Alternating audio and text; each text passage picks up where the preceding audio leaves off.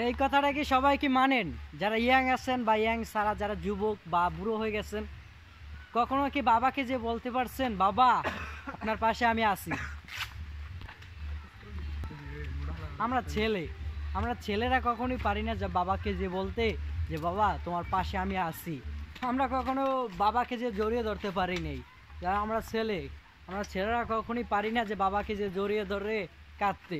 আমরা শুধু পারি মাকে ধরে গলা ধরে কাঁদতে পারি শুধু। যেই বাবা আমাদের জন্য অনেক কষ্ট করে, অনেক পরিশ্রম করে, তারপর আমাদেরকে মানে খাওয়ান পরন দেয়, সেই বাবার জন্যই আমরা কিছুই করতে পারি না। আমি সবাইকে একটা কথাই বলি যে বাবা থাকতে বাবার মর্মটা যদি বোঝো তাহলে ভালো। যারা ইয়াং আছো তাদেরকে এই কথাটা বলি সবসময়, ভাই যাদের বাবা আছে যে বাবার মর্মটা দাও, বাবাকে সময় দাও, বাবার উপর ফোকাস দাও। বাবা যখন হারিয়ে যাবে তখন খুঁজেও পাবা না। যার বাবা হারিয়ে গেছে সেই বোঝে বাবার কষ্ট। সবাই ফেসবুকের দিকে মানে ফেসবুক ইউটিউব মানে মোবাইলে সবাই ব্যস্ত থাকি।